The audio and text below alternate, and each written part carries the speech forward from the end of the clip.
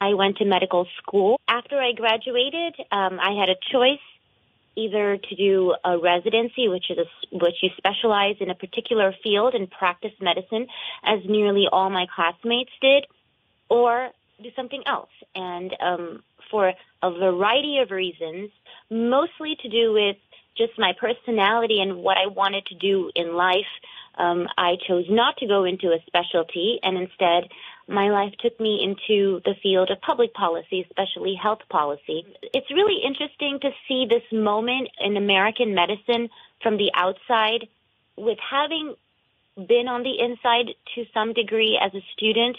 When we look at the COVID pandemic, so unprecedented, and when we look at our frontline doctors, healthcare professionals, and then the way that things have been politicized, the way that things have been presented, where some information has been presented in certain controversial ways, others have not. To see all that, having the medical knowledge, being able to do a deep dive into the clinical studies, the randomized controlled trials, and then compare that with our public health discourse, I think it puts me at a particular vantage point to give an opinion which is, I would say, a little higher than a layman's. Yeah, absolutely. And also you also have an Ivy League degree in is it literature?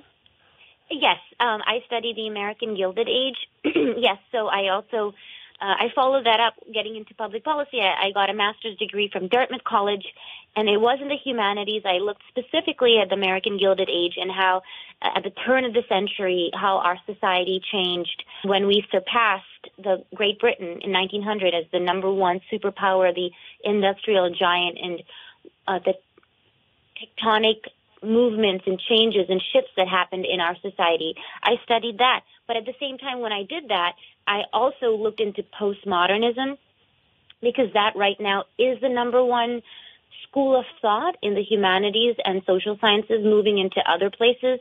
What is that? If you think about what's happening with our culture right now, the movements in, let's say, gender, race, interpersonal relations, they're all rooted in an intellectual school of thought that came out of French and German thinkers in the 60s, and that is known as postmodernism. So I did a deep dive into that.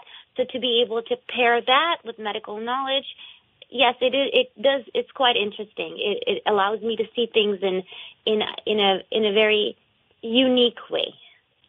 Absolutely. I think it's a really fascinating combination of both an analytical mind and also a creative thinking outside the box mindset as well, which is really needed in our modern world in general, but much less in a time of emergency and pandemic and trying to do the most good for the most people. So, Meg, now that we've kind of had a little bit of a background and a context for the conversation, wanted to get into the main topic. Can you give us a little bit of a background and what the situation is that we're talking about? Thank you. So, Matthew, you actually brought up a perfect segue into this topic when you talked about pairing right brain thinking with left brain thinking, sort of analytical with more creative minded. When the pandemic broke out, so around March 2020, a number of epidemiologists, public health policy experts, emergency medicine specialists, respiratory medicine specialists were right there in the trenches looking at the data, sifting through everything.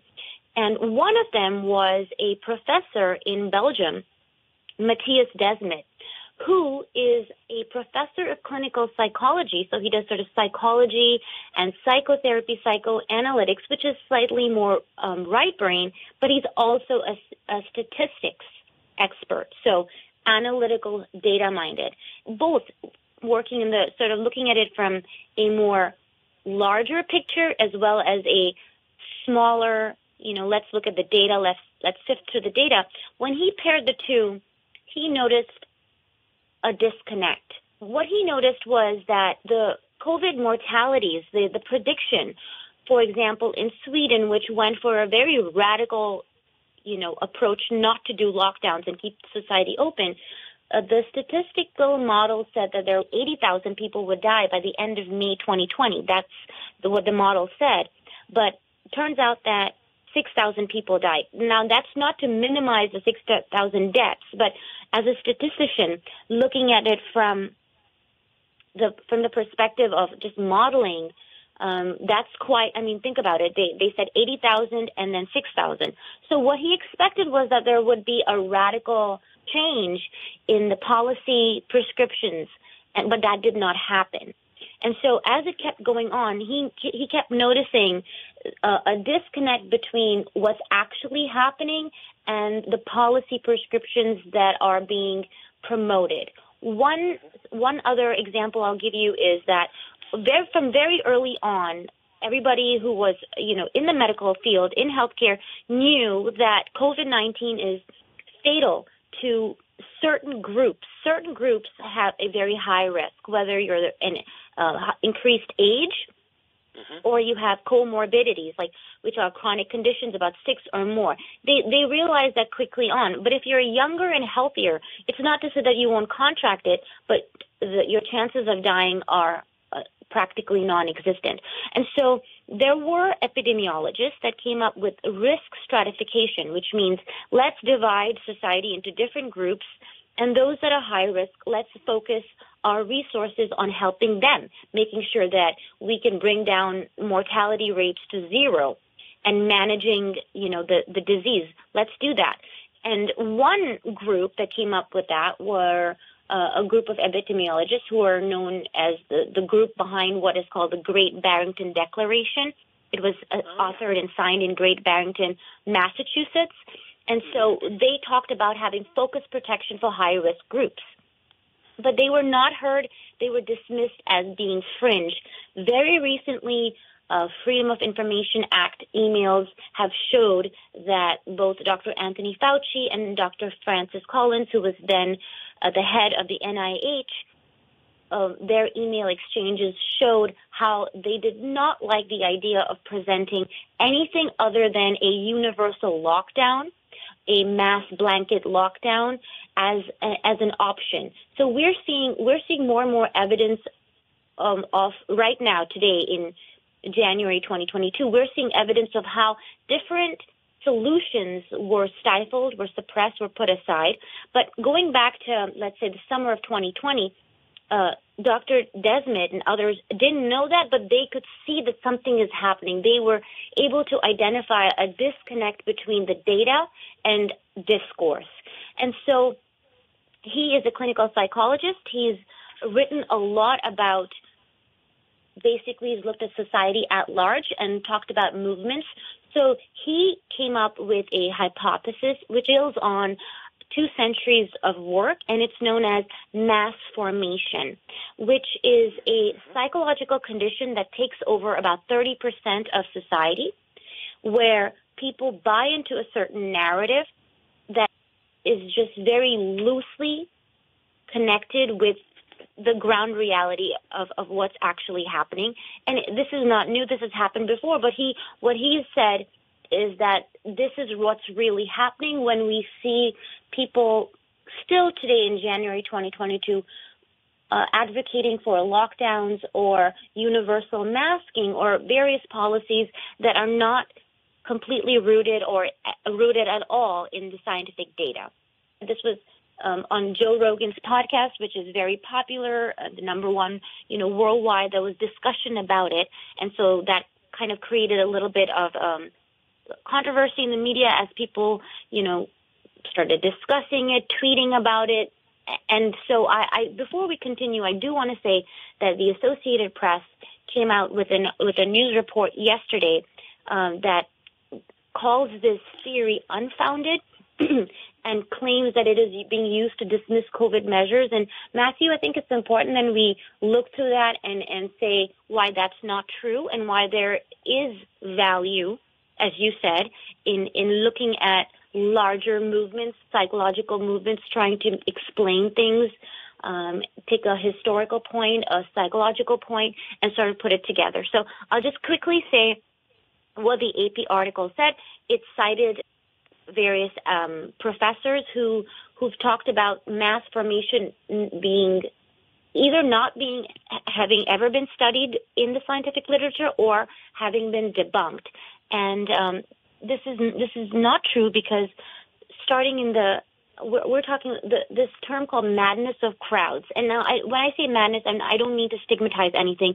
This is just a term that was used in the 1800s when people talked about tulip mania, which was a craze to buy tulip bulbs that took over the Netherlands back in the 1600s, or witch hunt that swept over Western Europe and then even here in America in the 16th, 17th centuries.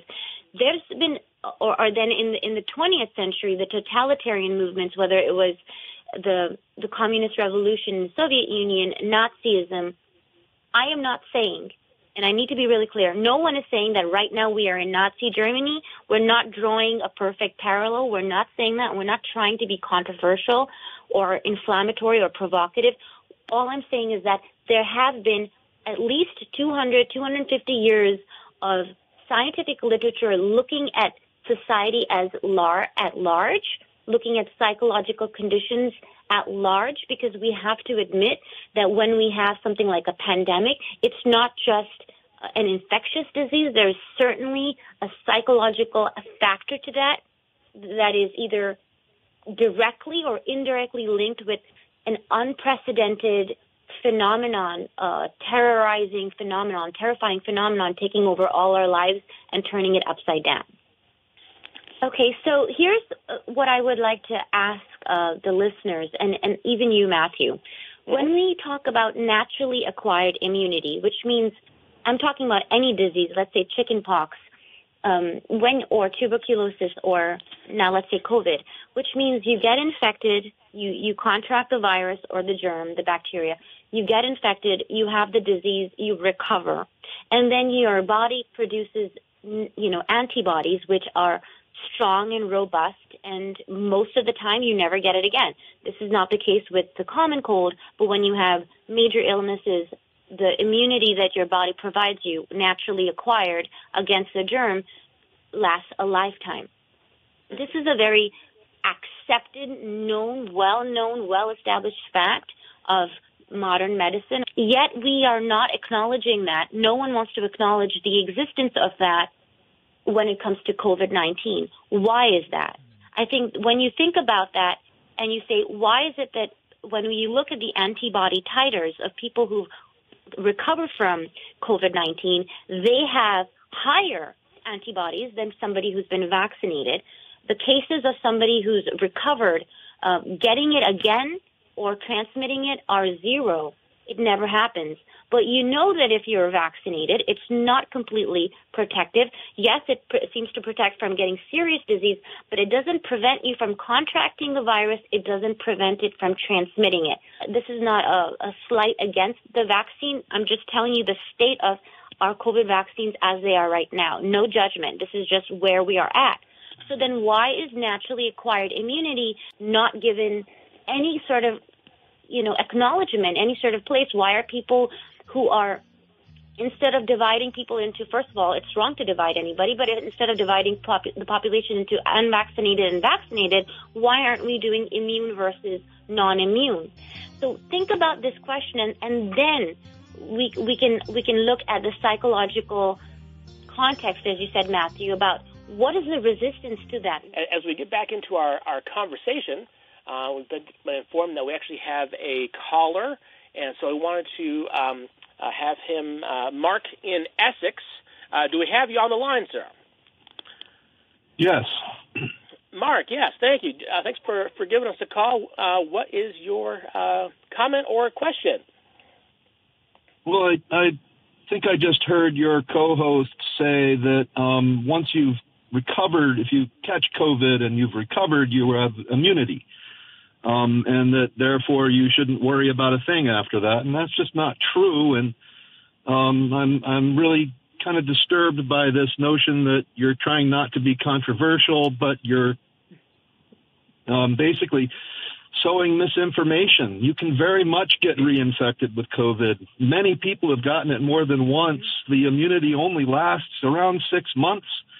And so I don't really know what you're talking about. And Sure. I'll just leave it at that. Thank you. It's not like it's never happened, but an exception obviously does not negate the rule. You're fine when you naturally acquired immunity is robust and very long lasting. Obviously, we haven't studied it over 10 years because this just happened 2 years ago. But the chances of reinfection are practically non-existent. And the fact that you get it again and then get hospitalized and die is zero. So I think here what we need to clarify again is, so the fear of contracting it versus contracting it and then getting hospitalized and developing serious complications. So that's another thing that, everybody who was sort of in the field saw, how the focus has been on case counts, right? And how many cases have we got? But we don't actually look at the morbidity or the mortality. How many people are actually dying? And I would say even one is a lot. But when we are looking at public health at large, it just can't be only all COVID all the time. 2 years on, it can't be all COVID all the time. And so when we look at this theory that we were beginning to discuss, this sort of concept that's been put forward, that explains why the focus has been not on other mental health conditions that have deteriorated, the effects on children, on adolescents, not being able to get treatment for other chronic conditions, other diseases. Everything kind of has sort of faded to the background, and the focus is just the spotlight is just shining bright on COVID even 2 years on. And so this sort of disconnect, which is really only according to the theory in 30% of the population. Matthew, you'd ask me why is that controversial? It's because this term has also been called a psychosis, which I don't use, and I don't agree with using that term. Most of the people, including Dr. Desmet, Professor Desmet, who has proposed this theory, don't want to use that term because psychosis is a clinical diagnostic term, and we're not trying to diagnose the population. We're just trying to make sense of the disconnect between COVID mortality and morbidity data and the discourse of our public health experts and the media. By looking at crowd behavior, so he puts forward 4 conditions that are required in a particular population for such a psychological emergent phenomenon to take hold. I think that's very interesting to get into and look at our society and see, can we make sense of this disconnect using this theory or not? Yeah, and I think also to also address Mark's call that there have been a few cases even recently of relatively high-profile people getting reinfected. I just saw in the news that Glenn Beck, popular radio host, has gotten it again. So there are a few high-profile situations where that's true, and I think as we look through our communities, we'll see anecdotal evidence of people having the virus again. I don't know if you know, did Glenn Beck's second infection, was it more severe than his first one? It was substantially less severe, is what I have read. Okay, so that's very important to clarify because then was that almost equivalent to getting, let's say, a cold? I mean, yeah. See, we never talk. Okay, so then that's different. So determining worldwide or nationwide public health policy based on the fear of a reinfection, which is completely manageable and mild, that is, again, a disconnect. It's practically zero to get reinfected, or if it ever happens, which is rare. And I said, an exception doesn't make the rule. And I'm only emphasizing this point because this is not about singular cases, and this is about dispelling fear and also putting things into perspective and into context. The fear of just contracting the virus, that cannot be the only determining factor for enacting policies that are nationwide or global, is the point. And yet that is exactly what is being happening. That is exactly what we're doing. And so fear is very important. I think this is sort of the driving impulse. Carl Jung, for example, he talked about how man should really, really be scared of is his own psyche, the unexamined aspects of his own psyche. And more than rage or aggression or hatred, the one emotion that can really drive us to making decisions that are dangerous not only for ourselves but especially for others is fear. Based on that, when we look at what Dr. Desmet talked about, he talked about 4 conditions that are needed for this sort of large-scale mass formation. The first being a large number of people must need to feel isolated, disconnected from one another. And that is sort of a lack of social bonds. And it could be because of the situation at home, in your family, in your community, the absence of institutions, cultural institutions that foster social cohesion. So that absence of social bonds, a feeling of disconnection from one another, as we can know right now because of technology and our iPhones and everything being virtual, that has been emphasized even more. So I think we all can agree that the first condition is something that is pervasive in our society.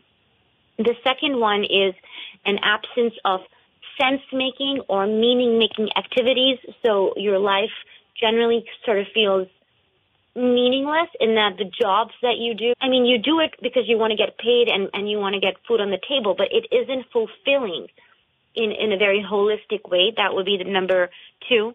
And what Dr. Desmet said is that 60% of people who were surveyed, I believe this is in the United States, said that they found their work life meaningless, not being very fulfilling. Oh, wow. So this is a very large number.